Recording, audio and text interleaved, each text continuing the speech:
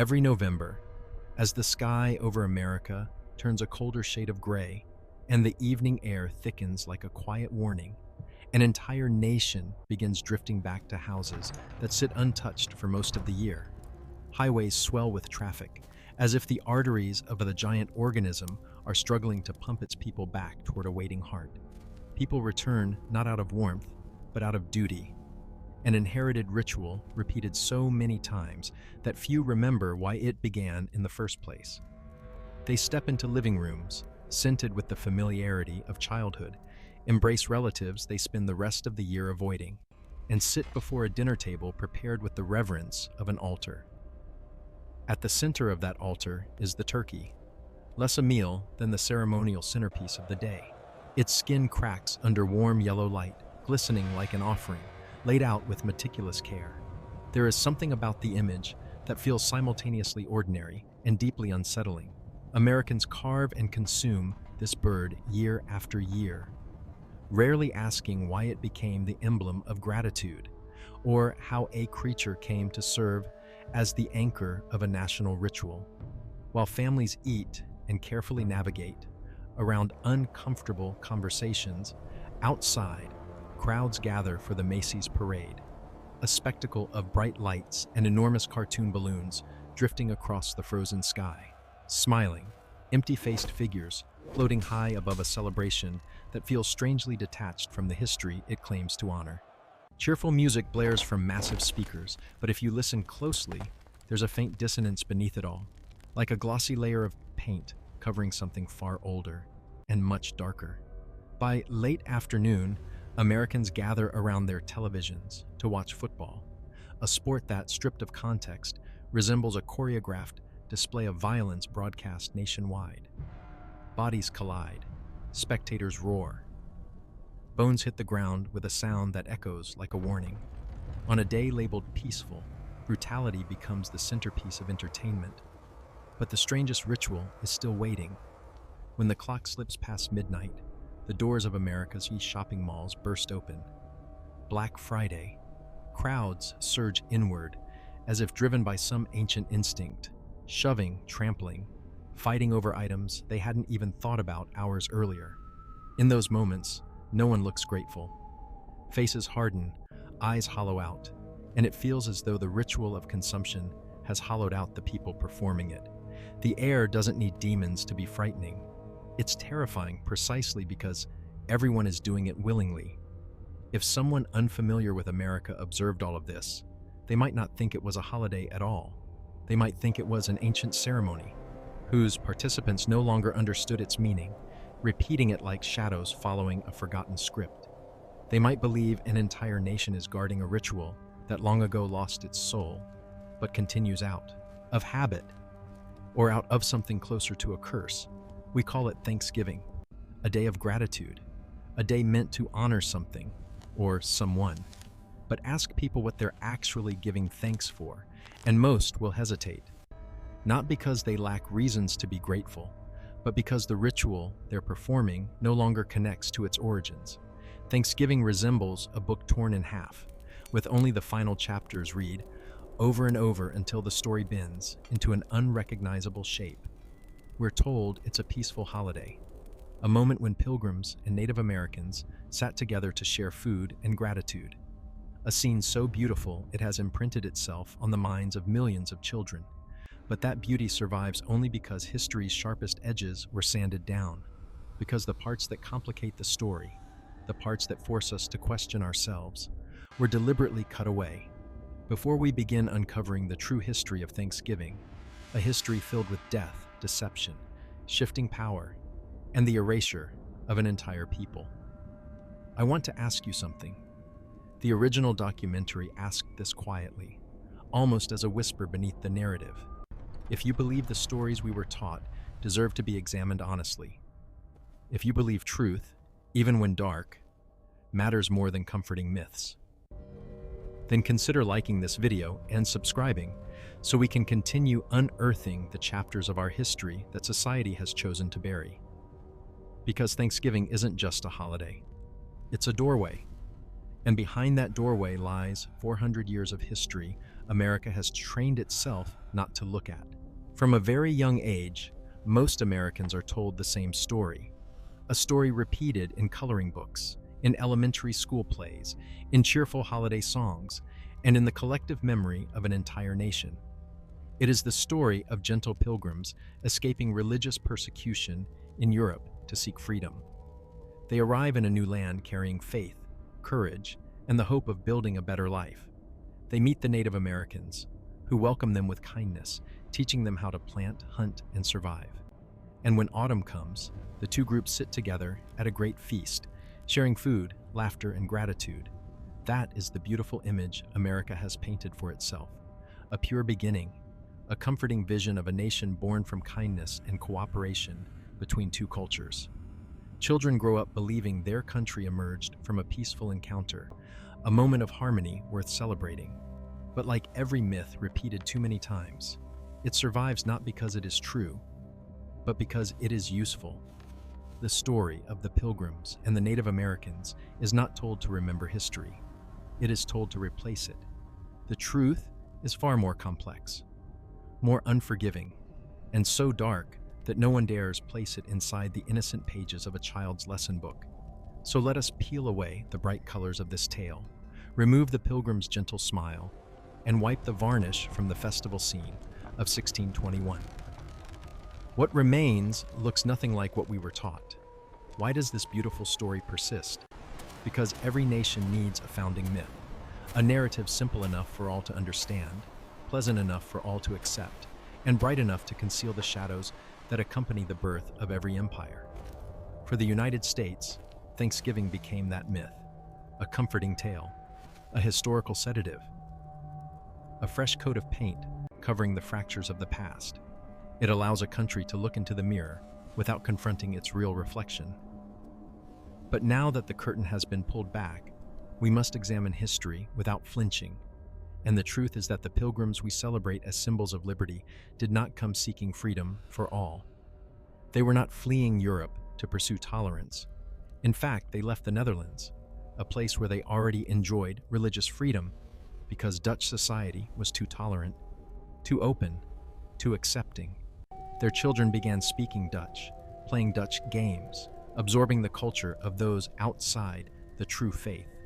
The pilgrims did not flee oppression. They fled openness. They wanted to build a world completely sealed off, a society where their beliefs could dominate without influence from the outside, a community without diversity, without external voices, without freedom, except their own.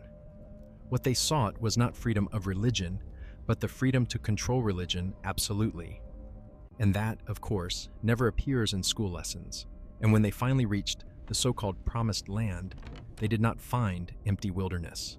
They found fields already cultivated, food stores buried beneath the earth, and villages standing eerily abandoned. The pilgrims called it a gift from God. They believed God had cleared the land for them. But American children are never told why the land was empty. A devastating epidemic, likely brought by Europeans, had swept through the region only a few years earlier, killing up to 90% of the native population. The empty villages they saw were not gifts. They were open graves, and the fertile fields they planted were not untouched soil. They were the fresh scars of a people who had only just vanished. This is the part of the story the education system avoids, like a cold draft through an old house. For opening that door would reveal everything it wants to forget. In classrooms, teachers hand children paper hats and bright feathers, telling them to play the Native Americans, a ritual so innocent it becomes cruel. No one tells those children that the people they are pretending to be are the same people history would soon crush. No one mentions the deaths, the wars, the burned villages. No one explains that the pilgrims were not gentle neighbors, but newcomers desperate to secure a foothold on land that was never theirs. And no one says that the peaceful feast of 1621 was not the beginning of friendship, but the opening chapter of a long descent into war, destruction, and the near erasure of an entire nation. We are only beginning to touch the crisp skin of the mythic turkey. The golden surface is just the outside, and beneath it, like any turkey once carved, is flesh, is blood. is the truth we were taught not to look at. Because if we stare too deeply, we realize the warm and comforting story of Thanksgiving is not a story of gratitude, but a story of deliberate forgetting, a lie shaped into tradition. And from here, that skin will continue to lift, inch by inch, until everything hidden for 400 years finally stands revealed under the light. If we want to understand the true core of Thanksgiving, we cannot look away from the people America has elevated into symbols, the Pilgrims. We have grown familiar with that gentle name, but they themselves never used it. They called themselves saints, the chosen, those who believed they belonged to a purified community, designated by God, set apart from the rest of humanity. And to preserve that purity, they were willing to cut away anything they believed could contaminate the soul. Joy, music, entertainment, even tolerance itself. Because to them, tolerance was not a virtue, it was a threat. Their worldview rested on something cold and severe, predestination, an idea so dark that merely understanding it is enough to push an entire society toward a kind of collective hysteria. They believed that before the world was created, every human's fate had already been assigned. Some were chosen for heaven. Others are predestined for eternal damnation. And nothing, not effort, not repentance, not kindness, could alter that outcome. Salvation for them was not a journey, but a verdict already delivered. Humanity was simply acting out a script God had written long before. And what happens when an entire community believes this? When life is no longer a place to strive toward goodness, but a stage where each person scans another for signs that they might be damned? The Pilgrims inhabited a reality where every breath was a form of judgment. They watched one another not to help, but to detect contamination. Because if someone behaved incorrectly, if someone laughed too loudly, sang too freely, embraced a moment of pleasure outside the strict boundaries, that meant they were not among the chosen. And if they were not chosen, they threatened the community itself. This rhythm of life turned society into a network of watching eyes, listening ears, and mouths ready to accuse. No one was allowed too much joy. No one is too comfortable. Every action had to be clean, stern, disciplined, because any sign of softness might be taken as proof of a damned soul. A community like this needed no walls. It became its own prison. And they carried that prison with them when they left the Netherlands, one of the most tolerant places in Europe at the time. No ruler hunted them. No one banned their worship. No one tore down their churches or jailed them for their beliefs. In fact, the Netherlands offered them something they should have cherished, the right to practice their faith freely. But it was precisely this tolerance that terrified them. In such a diverse society, their children began to change. They learned Dutch faster than English. They laughed at unfamiliar games, sang songs their parents did not control. They glimpsed life outside the rigid rules of their sect. They met people of other religions who lived vibrantly, peacefully, happily, an image that contradicted everything the saints had taught them. If outsiders could live joyful lives, was predestination real? If the unchosen seemed richer in spirit than the chosen, what meaning did the saints' sacrifices hold? The Pilgrims' expressions as they watched their children run with Dutch children were not confused. They were horrified. It was a deep moral panic. Because those children weren't simply learning another language. They were learning another world, a world the Pilgrims could not control. And so they left, not fleeing oppression, but fleeing freedom. They needed a place where no one could challenge their beliefs, where no one could tempt their children, a place where they could impose their laws without being undermined by the laughter of strangers, the joy of others, or the diversity of an open society. Looking back, their departure does not resemble a migration for faith. It looks like an escape, a flight by a frightened sect, desperate to protect a closed world so fragile that even daylight felt like a threat. This becomes clearer when we examine their psychological structure. A community convinced that salvation and damnation are predetermined cannot tolerate difference. And when they believe only they are right and everyone else wrong, it breeds a dangerous kind of pride, the pride of those who think they are instruments of God. From there, everything becomes justified, punishing pleasure, banning music, enforcing hardship, demanding obedience. A sect does not need whips. It needs only an absolute idea. The Pilgrims carried that idea onto the Mayflower and crossed the ocean with it. But they did not bring only luggage and doctrine. They brought a fear of being diluted, changed, dissolved into the vast world beyond their walls. And that fear is what would shape their entire history in the new land. A history far from the cheerful legend, far from children's pageants, and instead darkened by choices born from a worldview convinced it had divine permission to reshape everything around it. The Pilgrims did not flee tyranny. They fled freedom, and they carried that fear to the land that would become America, a place where they believed they could rebuild the world in their own image, safe from the threat of new ideas, new joys, or children who dared to dream beyond the doctrine. These are the people we are taught to call founding fathers. But the truth is that before they became symbols, they were simply a group running from the one thing they could not control: humanity itself.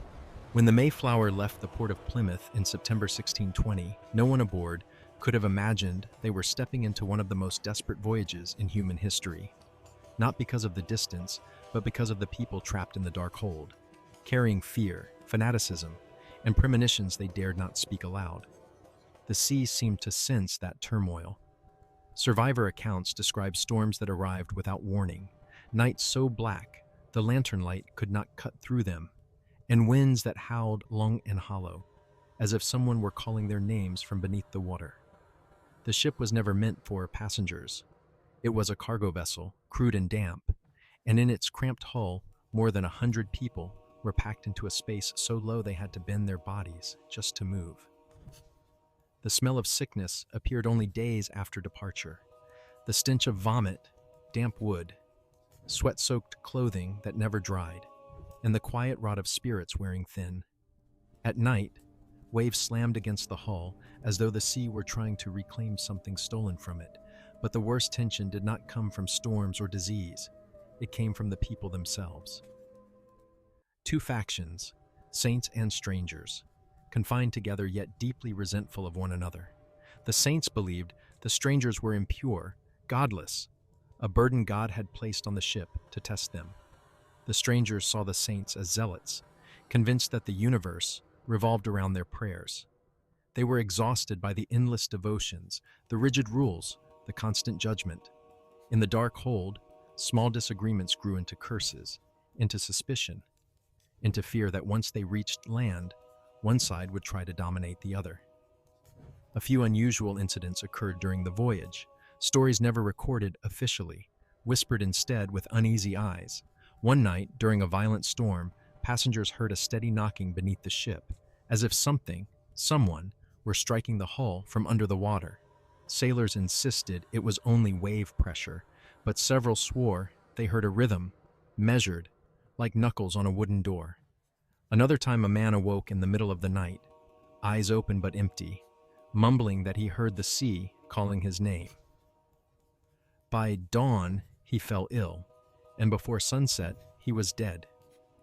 No one knew whether it was sickness or a sign of something darker traveling with them. A major accident shook the ship when one of its main support beams snapped during a storm. In that moment, everyone thought they were going to die, swallowed by the ocean, vanishing without a trace, lost in its cold depths. But the ship was reinforced with a metal screw carried by one of the passengers. The saints called it a sign that God was not finished with them. The strangers called it luck, so thin it could tear at any moment. But both sides felt the same truth: the sea did not want them to reach their destination. The voyage lasted 66 days, 66 nights of screaming winds, waves that rose like walls, ready to flip the ship, and an unshakable sense that they were sailing toward a land that had not asked for them. When they finally saw the coast of North America in November 1620, it did not spark joy. It brought exhaustion and dread. They realized they were off course. This was not Virginia, where they had permission to settle. This was unfamiliar, barren, cold, exposed, and most importantly, a place they had no legal right to step onto. The saints saw the detour as God's will. The strangers saw it as a disaster. But when the ship dropped anchor off Cape Cod, all felt something was wrong. The first scouting groups who set foot on land reported that the wind carried a strange smell, a damp, earthy scent mixed with decay. They found remains of abandoned villages, the frames of collapsed houses, fields once tended, and silence. A silence so heavy it pressed on their chests. No voices, no children, no signs of life. What unsettled them even more were the circular pits in the ground. At first, they thought these were food storage caches, but when they dug into some of them, they realized they weren't all stores, they were graves. Graves where time had pushed bones up through the soil, exposing them like warnings. Someone whispered that this land was not given to them by God. It had been left behind, forgotten or cursed. Of course, they still took what they found: food, tools, burial items. But when they touched the pale skulls, when their hands trembled in the cold, they sensed something none dared speak aloud. They were trespassing on a place where the living no longer remained. A place where an entire people had vanished so quickly that only bones were left. The Mayflower did not bring hope to shore. It brought a premonition that everything terrible was only beginning. And as they looked upon that barren coastline, the dark forest, and the sky the color of lead, none of them understood that they stood in the middle of a vast graveyard, a place where the wind's howl was not just wind, but the echo of the dead who had left long before they arrived. The first winter at Plymouth did not arrive like a cold wind. It arrived like a sentence. By the time the Pilgrims built their first crude wooden shelters, the sky had already turned to lead, and the wind from the Atlantic struck their faces like blades. None of them understood what a New England winter truly was. By late December, the cold was no longer weather. It was a living thing, sliding slowly through the cracks of every plank, seeping into their lungs, sitting beside them like a guest who refused to leave. The coughing came first, at first scattered, then merging into a damp, echoing chorus across the settlement. The cough of inflamed lungs, the wheezing of malnourished bodies, the groans of fevered souls shivering in the night. In the darkness, these sounds resembled a wounded herd struggling to survive, desperate, repetitive, growing weaker day by day. Soon came the prayers, whispered into the night. They no longer carried the steel of conviction, but sounded like the cries of someone sinking underwater, reaching for anything that might keep them afloat. They begged for salvation, but the only answers were the wind scraping against the roofs and the dying crackle of fading fire. History records that half the Pilgrims died that winter, but numbers cannot describe what unfolded inside those cramped wooden shelters, where death did not arrive swiftly. It arrived slowly, like a stranger waiting outside the door with infinite patience. For days, the dying lay beside the nearly dead. There were no medicines, no doctors, not enough healthy people to care for the sick. At one point, only 6 or 7 were strong enough to tend the fires, cook meals, and bury the bodies. If hell had a waiting room, it would have looked like Plymouth in the winter of 1621. But there were things they could not explain. Each night, as the fire dimmed and the wind howled through the leafless trees, several swore they heard footsteps outside the settlement. Not animals, human steps, slow and steady, circling the cabins as if observing. Some heard whispers in the forest, sounds that carried the pattern of speech, but none of its meaning. The strangers, ever practical, dismissed it as the wind. But no one could explain the shadows that stood at the tree line when no one dared venture out after dark. They did not know the land they occupied had once been filled with vibrant villages, voices, laughter, harvests. Now all that remained were bones and cold earth, and when the campfire burned low, a few claimed they saw, across the distant dark, 2 faint glimmers staring back at them, not the eyes of animals, but the gaze of those who had lost everything. Desperation deepened as the food supply vanished. Hunger had its own voice. It made people harsh, suspicious, and willing to forget everything they once called moral. And so the cruel acts began. They found abandoned native food caches, pits filled with corn and seed.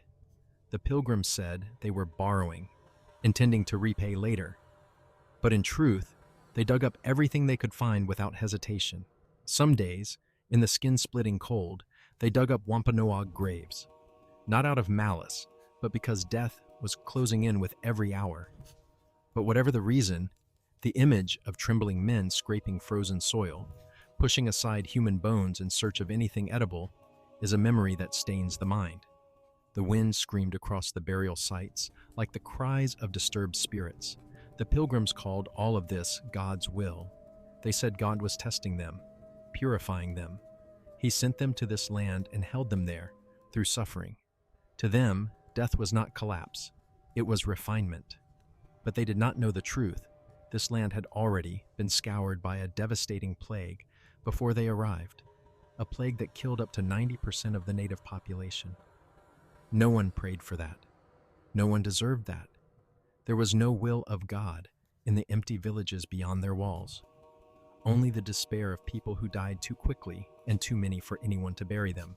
And as the Pilgrims seized food, touched burial goods, burned abandoned homes for wood, they did not realize that with every act, they were stirring the memory of the land. At night, some awoke abruptly, certain they heard someone calling their name from the forest. Others dreamed of figures standing around the settlement, watching silently. These dreams were not prophecies, they were echoes, fragments of a past filled with deaths so sudden that the souls had not yet traveled far. That winter it was not only pilgrims who died. The winter awakened the ghosts of those who had died long before. Plymouth was not the place they were led to. It was the place they stumbled into. At the very moment the spirits of the land began remembering everything that had been taken from them. In the months when the Pilgrims believed they had been abandoned in a land of the dead, shivering in the cold, watching the darkness tighten around their throats, someone stepped out of the forest. Not a spirit, not a ghost, a man, a survivor from a world they themselves had helped destroy. His name was Squanto, Tisquantum, the last living member of a people erased from the earth, a living soul standing in a land filled with the dead. His story appears in many accounts, but few grasp the despair threaded through every detail. Tisquantum was born in Patuxet, on the very ground where the Pilgrims built their settlement, among a thriving community of golden cornfields and festivals that echoed with laughter.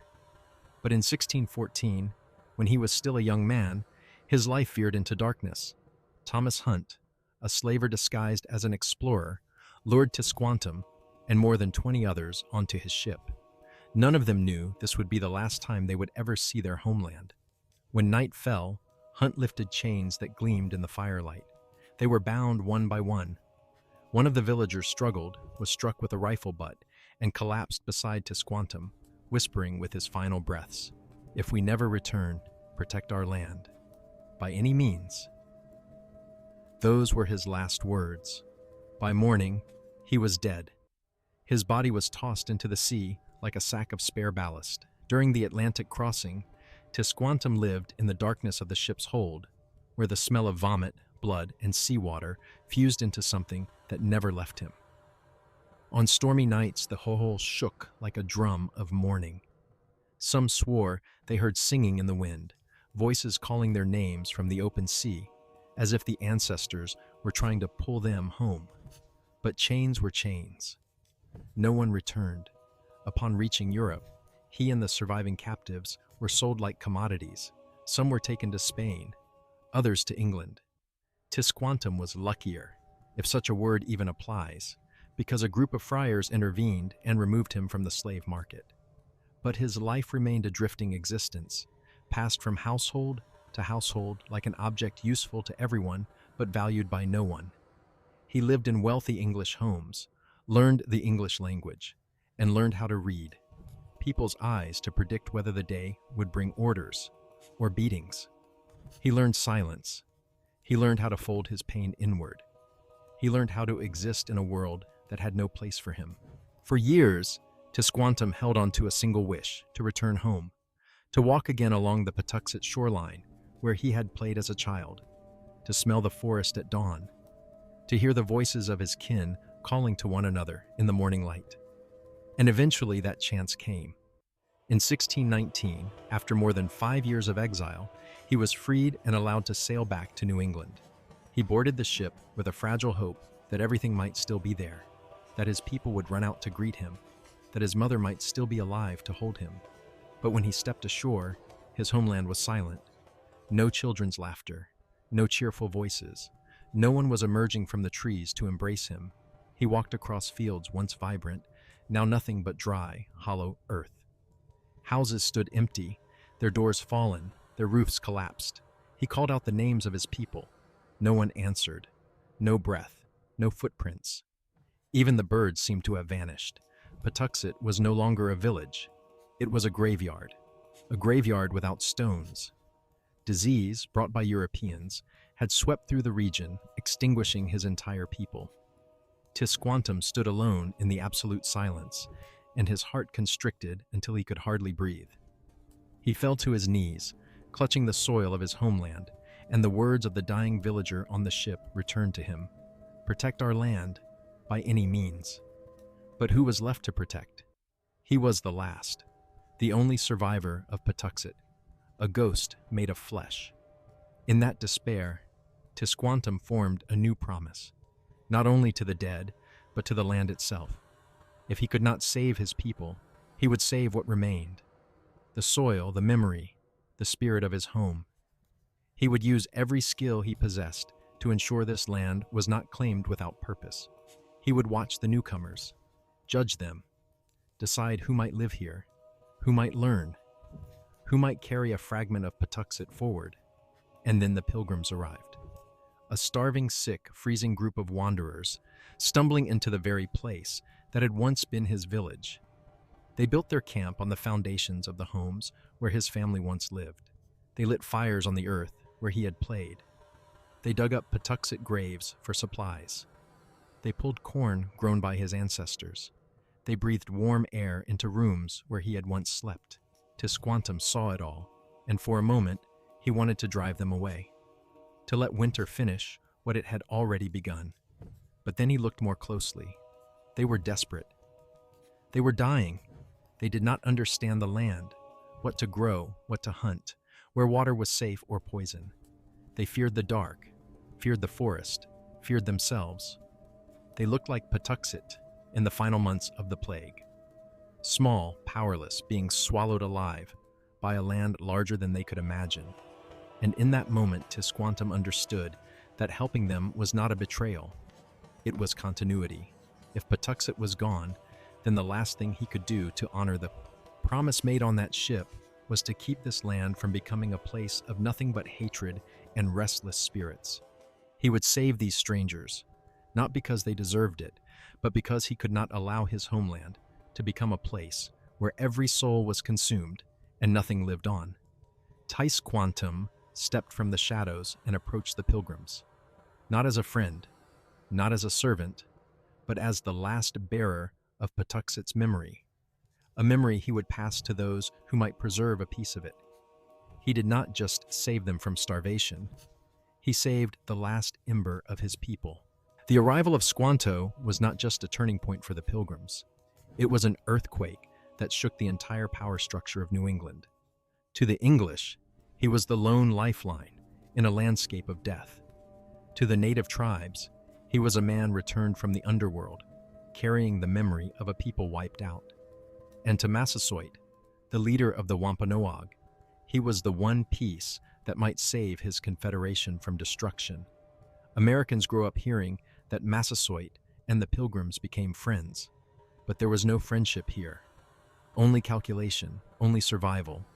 By 1621, the Wampanoag were no longer the formidable force that once intimidated neighboring nations. After the plague, they had lost 3/4 of their population. Every village in absence, every forest an echo of those no longer living. But their enemies, especially the Narragansett, had not been ravaged by disease. They were stronger than ever, more numerous, and they were beginning to demand tribute, land, and submission from the weakened Wampanoag. Massasoit stood at the edge of a cliff no one could pull him back from unless he found a new force, a new ally, something he never imagined he would need. The English. Secret councils began, not to discuss friendship, but whether they should form an alliance with the strangers dying slowly through the winter. Elders gathered in a longhouse where smoke curled upward like silent prayers.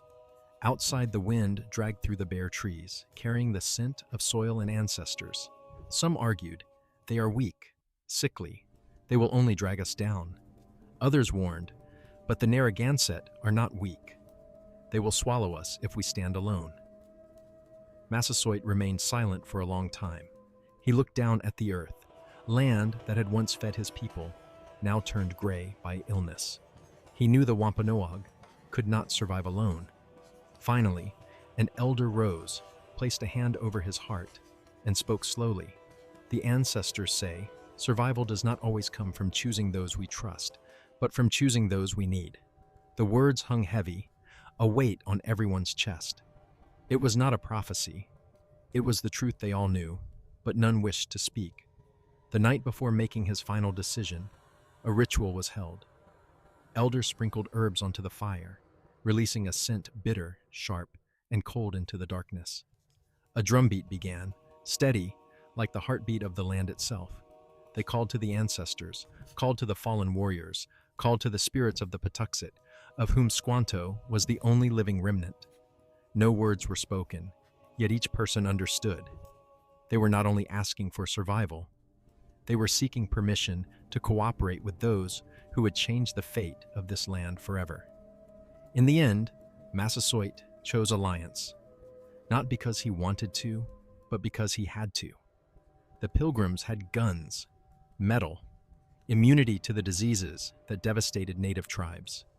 They had something the Narragansett did not, weakness that made them willing to listen. These were strategic assets, and Massasoit saw this long before anyone else. But in the Pilgrim camp, Squanto's presence created complications. He knew the language, the land, and the ways of survival. He was the only thing standing between them and death.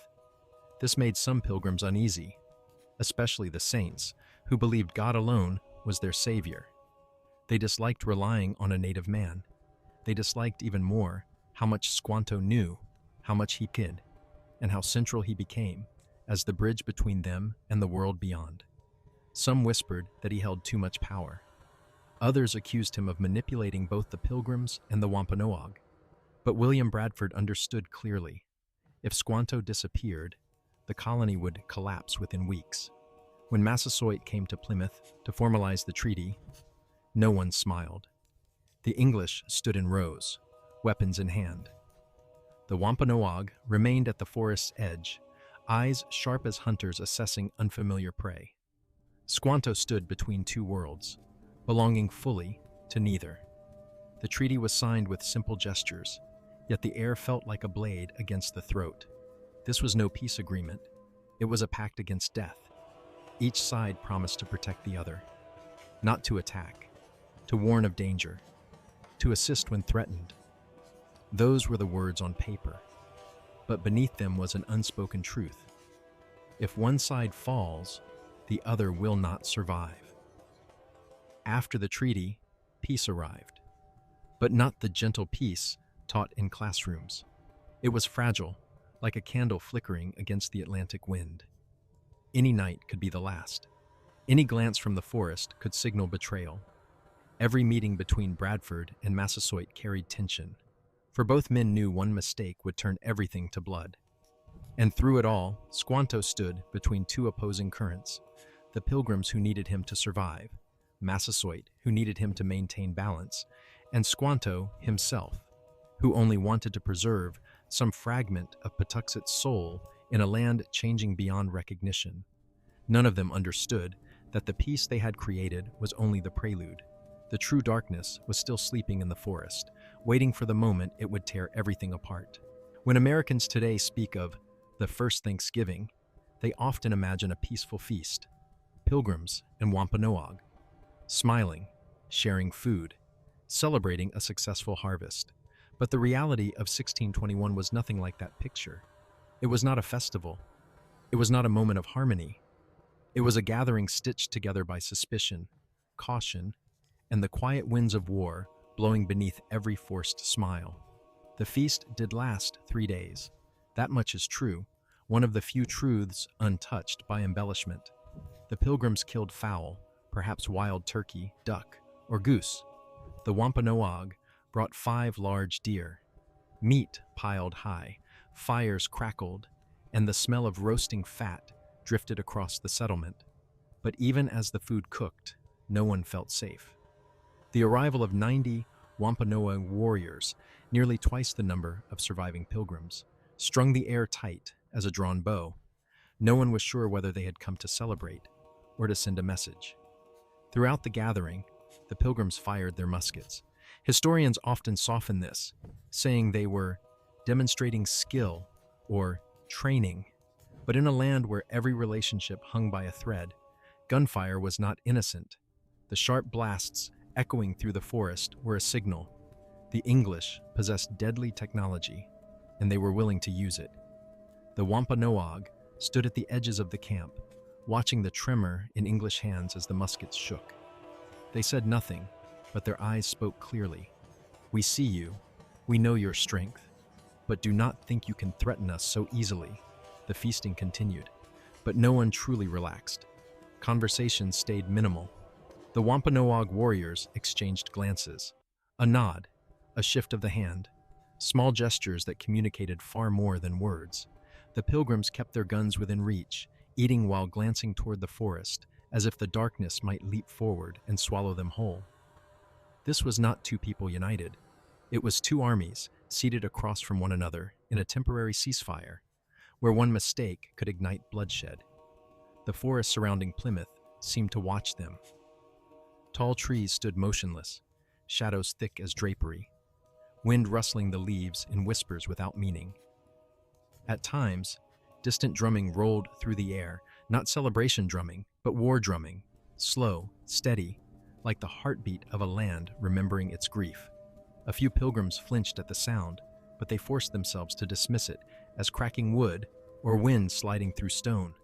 But, to the Wampanoag, the drumbeat was a reminder that no feast could erase their losses. And Squanto, the man standing between both worlds, watched everything with the eyes of someone who already knew how the story would end. He translated words, guided gestures, and eased misunderstandings that might have sparked war. But deep inside, he heard the forest's sigh. He understood that this feast was not reconciliation. It was a thin shell stretched over a widening chasm neither side could avoid forever. Often, he slipped away from the crowd and stood at the tree line. He whispered something in Patuxet, a language no living person could understand except him. The pilgrims assumed he was praying for them, but he wasn't. He was speaking to the dead, to his village, to the spirits who no longer had a home. Some saw him press his palm to the earth, eyes closed, as if asking the Patuxet spirits for permission to allow these strangers, these unknowing trespassers, onto land soaked with the blood of his people. There was laughter during the feast, but it was strained, timid, and often swallowed by the crack of gunfire or the unsettling echoes that drifted out from the woods. There were long stretches of silence so profound that one could hear the wind slide through clothing, the soft gaze of unseen eyes from the darkness, the faint sigh of spirits still unrested. Modern Americans view this meal as a beautiful moment of coming together. Yet beneath the roasted venison and spoken pleasantries lay a negotiation for survival. The pilgrims needed food and protection. The Wampanoag needed weapons and strategic balance. Squanto needed to keep his promise to his homeland. No one came to celebrate. They came to survive another season. Years later, when war drenched the region in blood, when severed heads were mounted on pikes on the very ground where the feast took place, people would realize that everything had been written from the start, written during those 3 days. Because peace cannot be forged with venison and handshakes. It requires trust. And between the pilgrims and the Wampanoag, trust never existed. The feast of 1621 was not Thanksgiving. It was the prologue to catastrophe. And everyone sitting around that fire, though silent, felt it beating in their chests, like the distant drum, like the cold wind brushing their necks, like the warning whispered by a land that had witnessed too many deaths to believe in peace again. The 3-day feast of 1621 passed, and from it, Americans are often taught that a long era of peace stretched between the Pilgrims and the Wampanoag. But that peace was not a calm lake. It was a sheet of thin ice, shining from a distance, but beneath it flowed dark water, fast, cold, and waiting to pull everything under. Over the next 40 years, the Pilgrims grew. They multiplied. They built homes. They made laws. They expanded their land. And every expansion, no matter how small, etched a new crack into the peace that history books love to romanticize. At the signing of the treaty, the Pilgrims were barely 50 survivors. 30 years later, the English population in New England had risen to tens of thousands, a number large enough to end all fear of any tribe, a number large enough to convince them that this land had been given to them by God, not shared with anyone else. The remaining Wampanoag watched this process with a tightening in their throats. Every new English house was a piece of land lost. Each law the Pilgrims wrote was another freedom suffocated. And when the English brought livestock, cows, pigs, goats, letting them wander freely and destroy native cornfields, new fractures appeared. The Pilgrims called it natural accidents. But to the Wampanoag, it was an intrusion, proof that peace lived only in words, never in action. In the many meetings between Massasoit and the Pilgrims, observers recorded the look in his eyes, not the eyes of a leader who believed in an alliance, but the eyes of a man who saw the shadow growing, swallowing everything he had fought to preserve. Each time he visited the English, he saw more of them, taller houses, sharper weapons, and the look in their faces no longer held the fear of that first winter. It held confidence, a far more dangerous thing than hostility. But the most unstable force in the fragile balance was Squanto. He was the only person both sides needed, and the only person both sides feared. To the Pilgrims, he was too intelligent, too knowledgeable, too essential. Some began to resent how dependent they were on him. They whispered that a native man should not hold so much influence in a colony built for God. Meanwhile, many Wampanoag did not fully trust him. To them, Squanto was a man who had lived among the English, learned their language, and understood their ways. That made him a being of two worlds, belonging completely to neither. Some nights, the Wampanoag gathered in the forest for secret councils. The wind moving through the leaves sounded like the murmurs of Patuxet spirits long gone. A few warriors, worried Squanto was helping the Pilgrims too much. They asked one another, "Is he protecting our land or delivering it into the hands of those who will erase us?" No one dared answer. Massasoit, who understood Squanto better than anyone, still trusted him. But even he sighed sometimes watching Squanto walk among the English. It was not the sigh of disappointment. It was the sigh of a man who saw the future drifting towards a place where nothing could be undone. Then the first signs of collapse appeared. The Pilgrims opened courts and began trying native people under English law. Laws the Wampanoag had never agreed to. A small argument could turn into a punishment. A pig trampling a field could cost a family its land. And when the English said, "This is God's will," an old fear resurfaced in native hearts. The fear that the death, disease, and destruction they had endured before was returning, but this time carried not by sickness, but by the living. After Massasoit's death, the thin cracks widened. His eldest son, Wamsuta, distrustful of the English in ways his father never allowed himself to be, inherited leadership. But only months after being summoned by the Pilgrims for a meeting, he died suddenly. The English said it was an illness.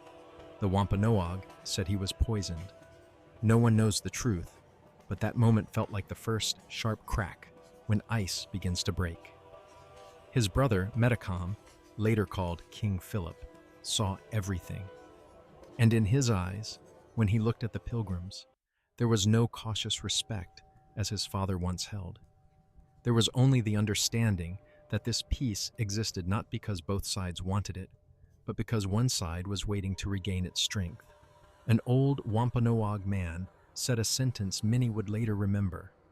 "We are not living in peace. We are living in the silence before the storm." And he was right. For 40 years, there was no peace. Only an extended ceasefire held together by fear and imbalance. One person grew like darkness expanding across the forest. The other faded like ash blown into the wind. And Squanto, the man holding both ends of the rope, gradually weakened, trying to save something that had never been stable. When Metacom came of age, he watched as both worlds collided with a force no one could stop. The land was no longer large enough for both. Fate was closing in. And everything that happened during those 40 years, the unjust trials, the ruined fields, the seized land, the broken promises, gathered into a shadow larger than any warrior could imagine. Peace did not die in one night. It died piece by piece, in silence. And now it was nothing more than a body waiting to be buried. Metacom was not born to become the symbol of a downfall. He was not a bloodthirsty warrior, nor a man who dreamed of war, nor someone who grew up intending to lead his people into the deadliest conflict New England had ever seen. But tragedy does not ask whether we want it. It simply comes, slowly, certainly, like a shadow falling over someone long before they realize the shadow belongs to them. As a young man, Metacom looked at the Pilgrims through the eyes of a generation born into a world already knocked off its axis. He did not see the fragile cooperation his father once struggled to maintain. He saw only a strange people, weak at first, but stronger with each year, each harvest, each generation.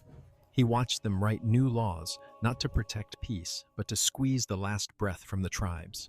He watched them hold trials for native people who could not read, judged by laws they had never been taught.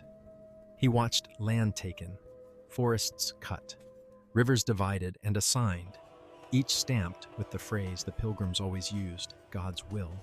But what hardened his heart was not the land nor the laws. It was the death of his brother, Wamsuta.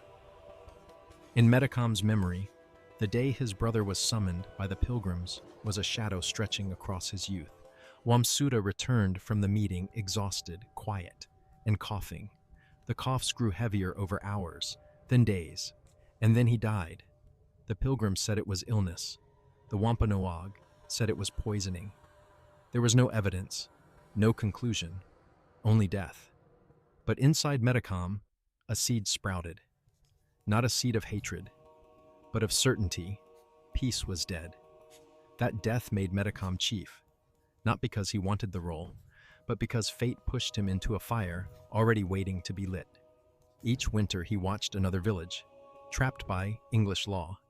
Each summer he watched livestock destroy native fields, followed by the victims, his people, punished under the laws of their violators. Each harvest he saw his people grow thinner, fewer, more afraid. The English grew more numerous, more wealthy, more confident. A Wampanoag warrior once told him, "They do not kill us with swords, they kill us with paper." And Metacom understood. It was paper, treaties, verdicts, regulations, boundaries, that strangled the Wampanoag more slowly than war, but more surely. Deep inside, he clung to his father's teaching. War must always be the last choice. But what counts as last? Is it when the land is gone? When children have no place to hunt? When a native man is punished for defending his own crops? When a chief like Wamsuta dies, and no one dares demand justice? The pain simmered in Metacom for years, but what had turned it into a wound that would never heal was the death of John Sassamon, a Christianized native who had served as Metacom's advisor before warning the English that the chief was preparing for war. Sassamon vanished in winter. Weeks later, his body was found beneath the ice, neck broken, water frozen in his mouth and lungs. The Pilgrims immediately blamed 3 Wampanoag warriors. They were tried in an English court where they could not defend themselves, did not understand the law, and had no voice. They were hanged. To the Pilgrims, it was justice. To the Wampanoag, it was a declaration of war. Metacom stood before the gallows, silent. But something inside him snapped. Not anger, but the last fragile belief that peace might survive if he simply tried hard enough. That death was a bell, not loud, not violent, but unmistakably clear. Time had run out. He began meeting with other tribal leaders. At first, they listened cautiously. Everyone knew war with the English was suicide. But one by one, they admitted that continuing on the same path would bring death before they ever touched a weapon. To die fighting, one leader said, is better than to die without lifting a hand. In the long nights before the war, people say Metacom retreated alone into the deep forest. He sat where his ancestors' village once stood, now only grass, bone, and silence. Wind moved through the trees, and he heard it like the voices of thousands who had died, his father, his brother, his ancestors, those taken by the plague the Pilgrims called God's will. No one knows what he heard in those nights, but when he returned, his face had changed. Not into fury, not into cruelty, but into the calm of someone who has seen the only path left, even if the path ends in an abyss. The English called him King Philip, a mocking name, as if they believed he was merely playing the role of a king in a story they controlled. They were wrong. When war erupted in 1675, the English finally realized Metacom was not a supporting character. He was the scream of history they had tried to ignore, and they no longer controlled the story. Metacom's tragedy is not that he led his people into war. The tragedy is that he never wanted to, but had no choice. He was the chief of a people driven to the wall, and when a people is pushed far enough, their chief becomes the final voice standing against the dark, even while knowing the dark will swallow him. He was not born to end peace. He was forced to light the last match. War did not erupt with a thunderous blast. It began with a silence so cold that people sensed something enormous shifting beneath the ground. The winter of 1675 in New England was not merely cold. It carried the metallic scent of blood, of wet soil, of prophecies no one wished to hear. And then, as if unable to wait another breath, winter ignited. King Philip's war was never a battle between equals. It was a colossal wounded creature, roaring, thrashing, driven by desperation. The Wampanoag, the Narragansett, the Nipmuc, all felt its call. Not the call of glory, but the call of survival. The English, with their numbers and superior weapons, marched into the conflict with the confidence of those who believed God had already written the ending. When war broke out at Swansea, people said the sun rose strangely late that day, as though it hesitated before casting light on a land about to be consumed by fire. The first English farms attacked did not simply burn, they screamed. The crops crackled like bones, wood shattered like brittle ribs under frost, and shouts were carried away by winds that seemed longer and darker than night itself. The English said they had been ambushed. The Wampanoag said they had been under attack for 50 years. Only the weapons used against them had been invisible. Laws, land loss, silent death. Villages vanished within hours. Entire families died still holding one another. English accounts describe bodies scattered across the snow, blood tracing red paths into the forest, the place they believed red demons hid. But they misunderstood. There were no demons in those woods, only people who had lost everything, fighting with the last of their desperation. Native warriors struck fast as wind and disappeared like phantoms. During the first nights of war, English sentries claimed they saw flashes of fire in the forest, followed by long howls, like the voices of Patuxet spirits reclaiming their land. In their thin wooden garrisons, soldiers listened to nothing but snow falling, branches snapping, and asked themselves, was that the wind or something else? But the war did not flow only one way. The English retaliated with equal brutality. They burned villages, slew women, children, and elders. They called it necessary for the protection of the colony. That winter, two worlds collided like massive stone plates, crushing every notion of peace between them. The Narragansett, who had tried to remain neutral, were dragged into the conflict with the Great Swamp Massacre. On a day so cold that breath froze the instant it left the mouth, hundreds of English troops descended on a Narragansett fort, mostly women and children sheltering for winter. They set the fort ablaze with torches soaked in pitch, bamboo, hides, wooden walls, human flesh, all fused into a single ocean of fire.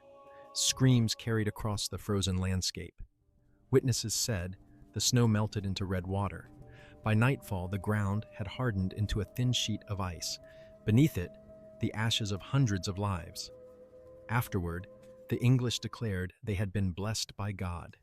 When news reached Metacom, he did not rage. He did not break a spear. He did not scream. He simply sat, stared into the extinguished embers of a fire and said, "Peace is dead." They buried it beneath the snow. The war spread like a plague. Towns such as Brookfield, Springfield, Lancaster, each erupted into flames like red lanterns flickering across a gray winter. In Lancaster, a woman named Mary Rowlandson was taken alive. Her written account, after her release, became a chilling document describing the tearing apart of two worlds in mutual desperation. But what she did not put on paper was the look in native eyes. Not the eyes of wild beasts, as she claimed, but the eyes of people driven to the cliff's edge. Deep in the forests, the Wampanoag starved and froze. Many warriors gnawed bark for food. Children died in their mothers' arms. Yet they fought, not because they believed they would win, but because there was no other choice. The English, though supplied with food and gunpowder, died in great numbers in ambushes, counterattacks, and in nights where the forest itself seemed to watch. Winter became the third enemy, loyal to no side. It killed the English. It killed the native tribes. It killed the innocent, the seasoned soldiers, the toddlers who had just learned to walk. The wind carried the smell of ash and burned flesh. Trees froze into black knives. And even the oldest soldiers could no longer remember a day when the wind was not filled with the echoes of screams. The moment of deepest despair came when the English finally admitted something they had never wanted to believe. They might lose. Entire towns had been wiped off the map. Boston trembled.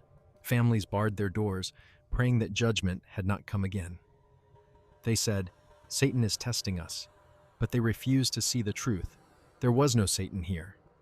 Only people they had been suffocating for decades. King Philip's War was not merely a war. It was the collapse of a land. It was tears freezing into ice. It was blood mixed with snow. It was the induction of new souls into the vast ranks of those who had died long before the Pilgrims ever arrived.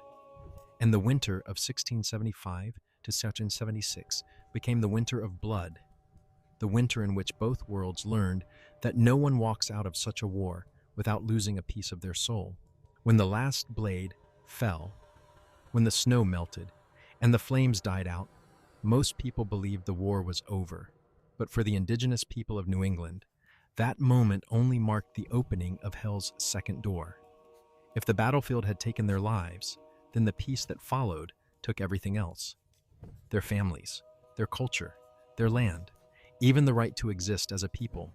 After Metacom's death, a strange silence settled across the landing. Not the serene quiet of peace. This was the heavy, suffocating stillness of a place whose soul had been scraped clean. The forests no longer echoed with the drums that once summoned warriors. Rivers no longer carried the laughter of children. Ancient footpaths were drowned under wild grass. And in that silence, the English began to clean up the war in a way that American history almost never mentions. They turned the survivors into merchandise. Wampanoag, Narragansett, Nipmuc, anyone still breathing, was rounded up like livestock. There was no distinction between warrior and mother, elder and infant, those who fought and those who had never touched a weapon. They were driven into makeshift camps, bare patches of earth with no shelter, no fire, no food. Families who had survived winters, storms, famine, and grief together were torn apart in minutes. A mother dragged one way, a 5-year-old pulled another, a trembling grandfather reaching for his last grandchild, only to be separated by leather-gloved soldiers. The air was filled with screams swallowed by the wind, but the English did not stop to listen. They called this processing prisoners of war. Written records claim these separations were orderly. Witnesses of the time said the cries carried for miles through the trees. There is nothing orderly about ripping apart a family. Nothing orderly about pulling a child from its mother's arms. Nothing orderly about erasing an entire people. Then the ships began to arrive, not to bring supplies to the colony, but to carry human beings away forever. Native survivors were tied with rope and forced onto ships like ghosts left behind after a catastrophe. Each vessel became a floating prison, where the crash of waves and the sobs of the enslaved fused into an endless funeral chant. No one knows the exact number taken. Thousands is almost gentle. Many were shipped to Bermuda, Barbados, Jamaica, the Azores, places they had never heard of, where no one spoke their language, where they would die with no one to say their name. One surviving Narragansett warrior recalled that before the ship set sail, he looked back toward the shoreline, toward the land that had once been home, once filled with forest, fire, and song, and saw nothing recognizable. Only emptiness. Everything was wiped clean, as if no one had ever lived there. The English called this removing the remnants of war. In truth, they were removing a world. But enslavement was only one blade. The next was erasure. Those who weren't shipped away were forced into praying towns, settlements designed to suffocate identity. Native people were ordered to speak English, worship the English God, wear English clothes, abandon their rituals, their stories, their ancestral names, and their entire past. The English called it saving their souls. In reality, it was burying people alive inside their own bodies. Across the region, villages were not merely burned, they were plowed under. The English wanted to ensure no one could ever return, that not a trace remained of a civilization that had thrived here for thousands of years. Hunting paths faded beneath new growth. Sacred planting grounds became pasture land for English livestock, animals chewing through the roots of plants once considered the heartbeats of the earth. Some surviving Wampanoag said they saw English children laughing and playing in fields where, only a year before, bodies had lain frozen in the snow. The English called it rebuilding. To the survivors, it was watching invaders build homes atop their parents' graves. The greatest tragedy was not death in battle, it was a disappearance. Not a sudden end, but a slow suffocation, through coercion, through assimilation, through silence. The native people were not only killed, they were rendered invisible. Late 17th century records describe New England as cleansed, a word as cold as the iron of shackles. New settlers arriving after the war had no idea that the land beneath their feet had once been home to thousands.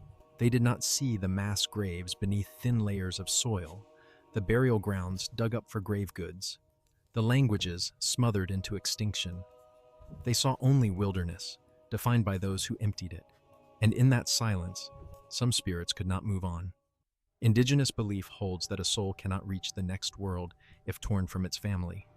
And because so many families were shattered, they believed post-war New England was crowded with wandering spirits, souls without direction, clinging to the places that once welcomed them.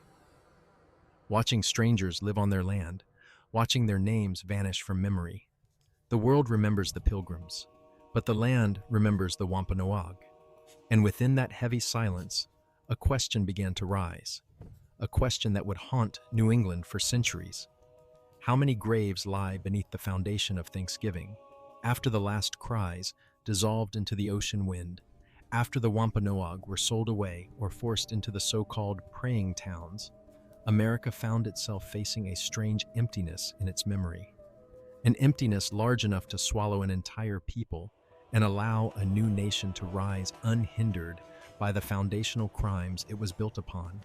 But memory does not erase itself. Someone has to erase it. Someone has to repaint the story with gentler colors, softer, sweeter, easier to digest. And that someone, unexpectedly, was a woman, Sarah Josepha Hale. Hale was not a politician, not a historian, not a figure of great power.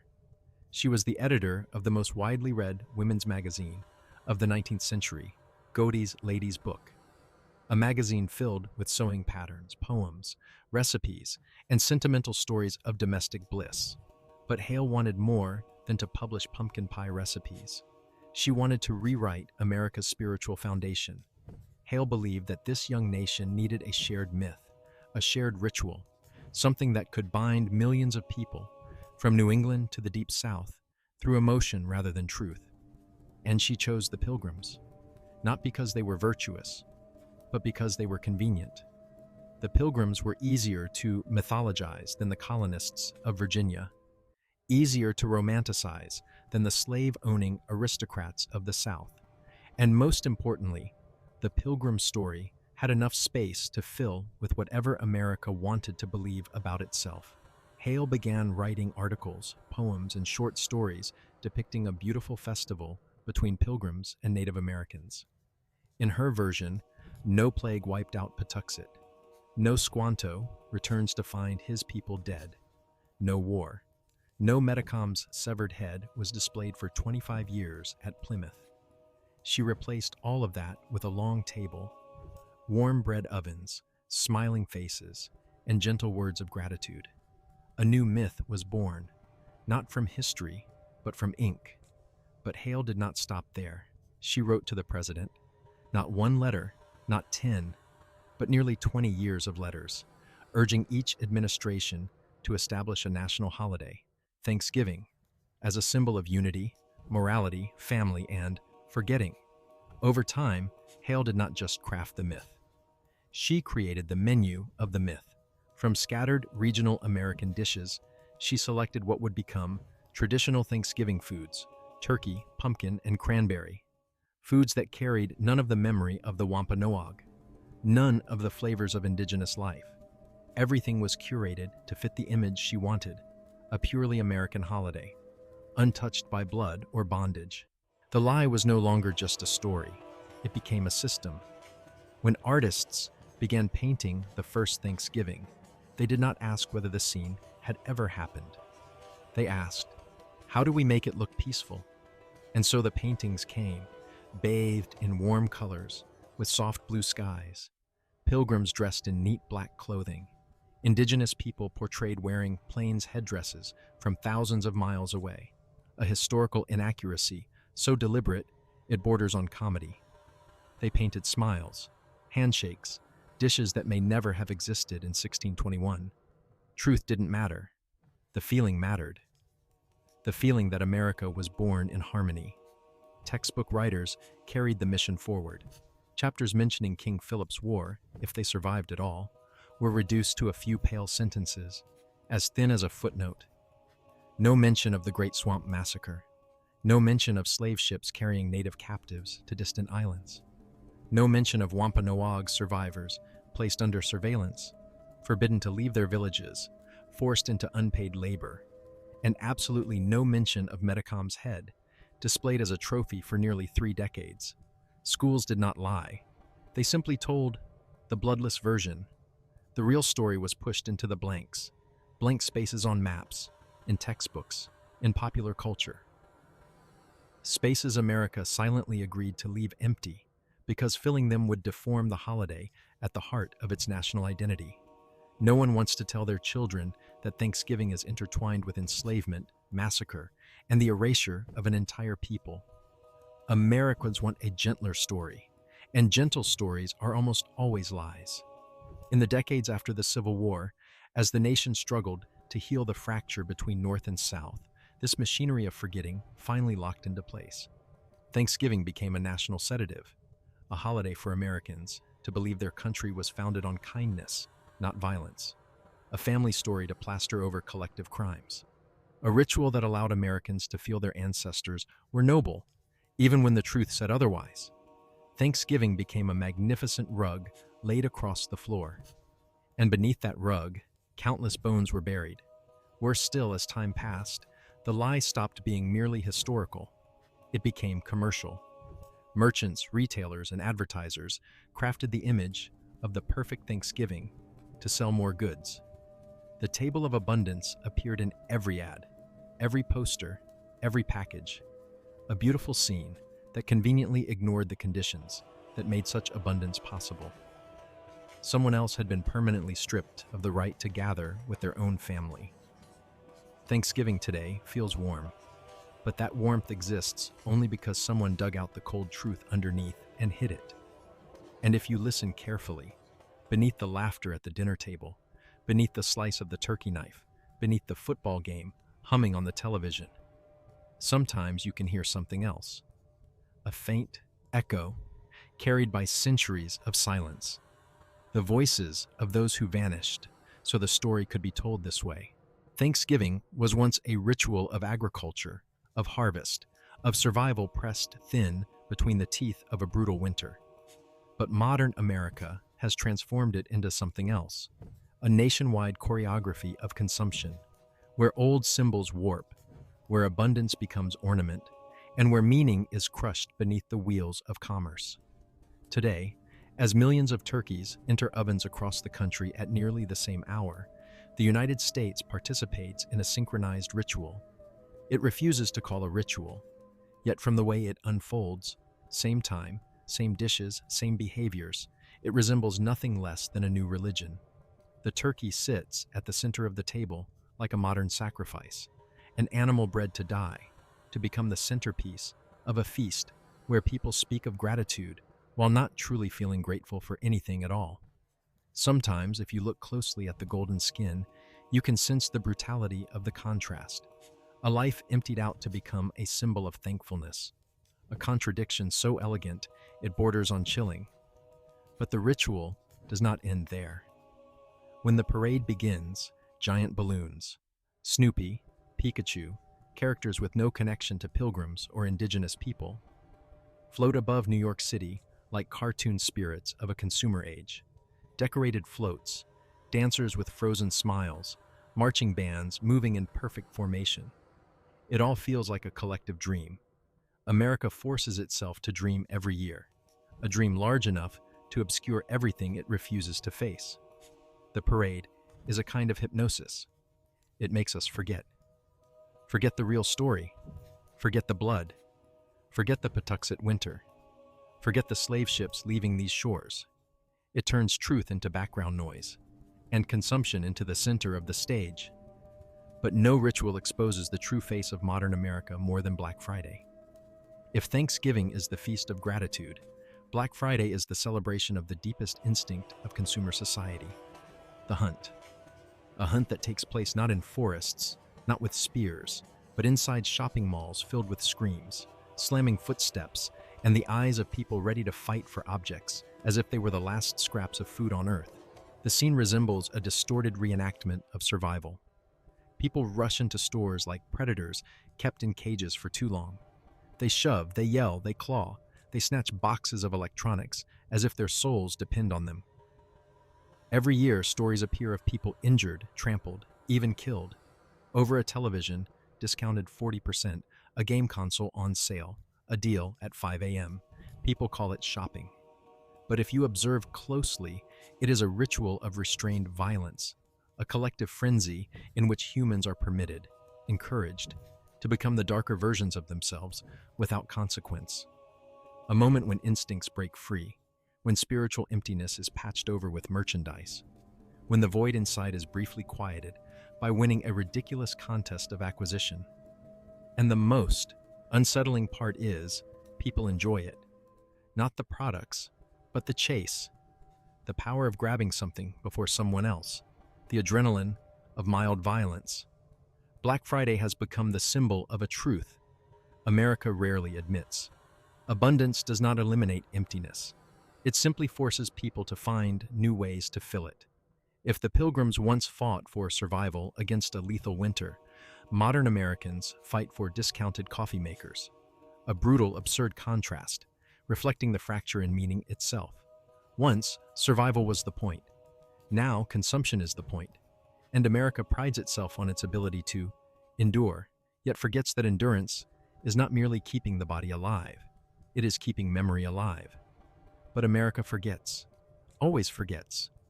Thanksgiving becomes the tablecloth laid over bloody history. The parade becomes a spectacle of lights that veils the truth. Black Friday becomes the explosive purge that wipes away any lingering thought.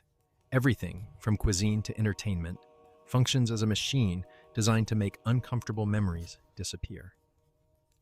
But real memory does not disappear. It hides in the seams of culture, surfacing at odd moments. A child asking where the holiday came from, a distant expression during the parade, a flicker of silence before the Black Friday doors burst open. In those cracks, the truth of history waits like a shadow dragging its feet across brightly lit aisles. Modern Thanksgiving is a double-layered painting.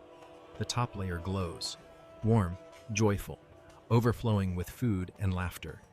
The layer beneath is empty land where thriving villages once stood. It is paths leading to slave ships.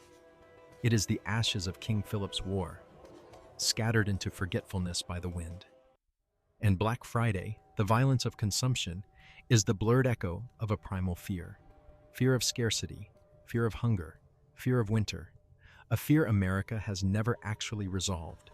Americans forget the cost of survival, but the land remembers. The forests remember.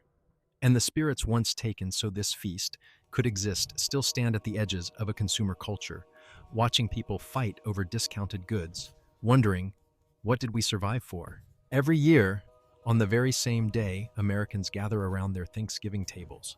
Far from the warmth of kitchens and the glow of dining rooms, a different gathering takes place, on the windswept crest of Coles Hill in Plymouth. Here, a group of people stands in the cold, no feasting, no toasts, no expressions of gratitude. They stand in silence. They mourn. This is the National Day of Mourning, a ceremony that exists in perfect opposition to the turkey-filled, laughter-soaked holiday celebrated by millions across the United States. But it is the only ceremony that does not lie. The National Day of Mourning began in 1970, when Wamsuta Frank James, a Wampanoag man, was invited to speak at the 350th anniversary of the first Thanksgiving. He prepared a speech that was honest, raw, and unfiltered, a recounting of his people's deaths, of indigenous men and women sold into slavery, of Metacom's severed head displayed for 25 years. But when organizers read his draft, they panicked.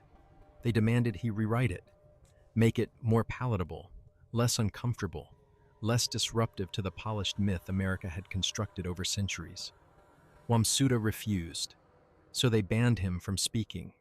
That same night, he and other indigenous people climbed Coles Hill and held their own ceremony. No fireworks, no cheerful music, no banquet. Just the wind cutting in from the shoreline, the slow heartbeat of drums, and the trembling voice of a people never allowed to speak within the story of their own homeland. The National Day of Mourning was born out of enforced silence, out of historical erasure, out of a nation's unwillingness to hear the truth of those it crushed. Since then, every year, indigenous people return to Plymouth.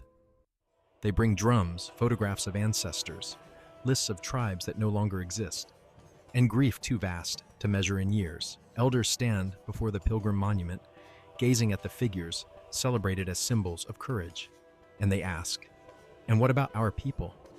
Who tells our story? There are speeches most Americans never hear, filled with clarity, fury, and moments where voices crack under the weight of memory. A Wampanoag woman says, "Your Thanksgiving marks the beginning of our end." A young Narragansett whispers, "Our ancestors didn't die, they were forgotten." An elderly man grips the tribal flag and murmurs, "We return every year to hold the souls of those who cannot speak anymore." And when the drums begin, slow, steady, like the heartbeat of the land itself, Coles Hill seems to vibrate with buried memory. The drum does not sound like war. It sounds like pain, deep, ancient, unhealed. A reminder that history has not ended. It has only been covered beneath sugary stories and discounted holiday sales. At times, young students step forward and read aloud the names of tribes erased from New England. The list is longer than anyone expects. Patuxet, Massachusetts, Pocasset, Quinnipiac, each name spoken like calling a spirit home. Some say that if the wind shifts during this ritual, you can almost hear the laughter of children in the distance. Not joyful laughter, but the echo of lives that never had the chance to grow. Then comes what participants call the table of the invisible guests.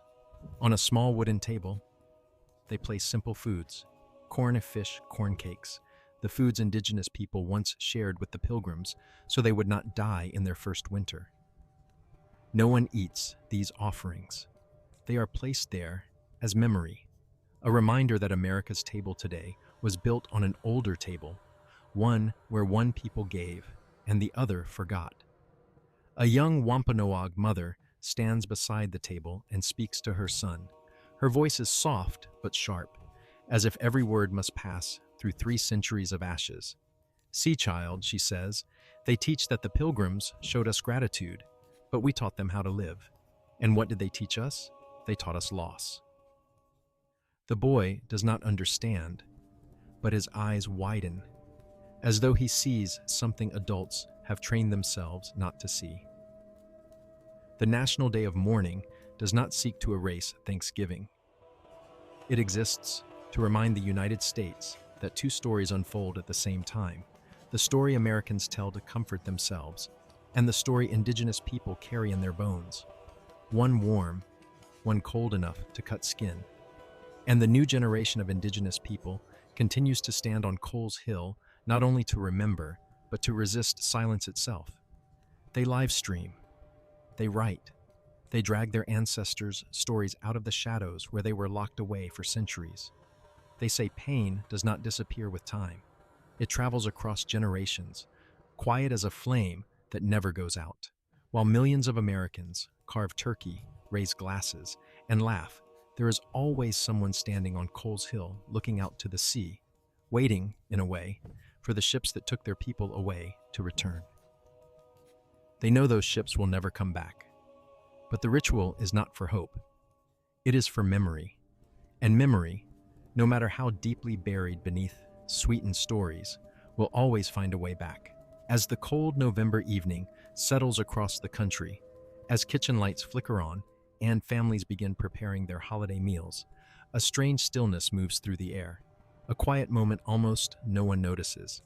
In that instant, if you listen long enough, deep enough, you might sense something else, as if more people are sitting around the table than the ones you can see. Because Thanksgiving, whether we admit it or not, is always the most crowded meal of the year. Not just because families return home, but because history sits down beside us. When the knife slices into the turkey, somewhere very close are the shadows of the Pilgrims. Not the gentle, smiling figures from school books, but exhausted, trembling people haunted by holy fear and the ruthless certainty that they were chosen, that the land they claimed was God's will. They do not smile. They do not offer peace. They simply watch, silent as stone, carrying the winter nights of 1620 in their breath. Beside them sits Squanto, his face carved by losses no words can hold. He does not reach for food. He does not touch anything. He only observes, his eyes like deep pools reflecting villages erased, names swallowed by the sea wind. He is both the bridge that saved the Pilgrims and the living proof of what his people paid. At today's table, he remains silent, but his silence is heavy enough to make the wood bend. Behind Squanto stands Metacom, King Philip. No crown, only the worn expression of a young leader cornered by the tightening noose around his people. His face bears the marks of war and betrayal. If you look out the window into the thickening night, you might imagine his silhouette standing there, not seeking revenge, but reminding us that peace is never free and silence is not always consent. In the darker corner of the room, the Pequot remain still as shadows, the ones burned at Mystic, souls never named in school lessons. They do not speak, but you can feel them in the sudden heaviness of a breath, the draft slipping under the door, the uneasy pause between 2 bursts of laughter. And at the end of the table, facing them all, sits Sarah Josepha Hale, the woman who spent 30 years crafting the Thanksgiving we know. She does not arrive with resentment, but with a burdened gaze. The look of someone who understands that in trying to heal a fractured nation, she accidentally draped a curtain over a far deeper tragedy. In her hand is the Godey's Lady's book, the weapon she used in her campaign to build America's founding myth. She does not apologize. Creators of myths rarely do.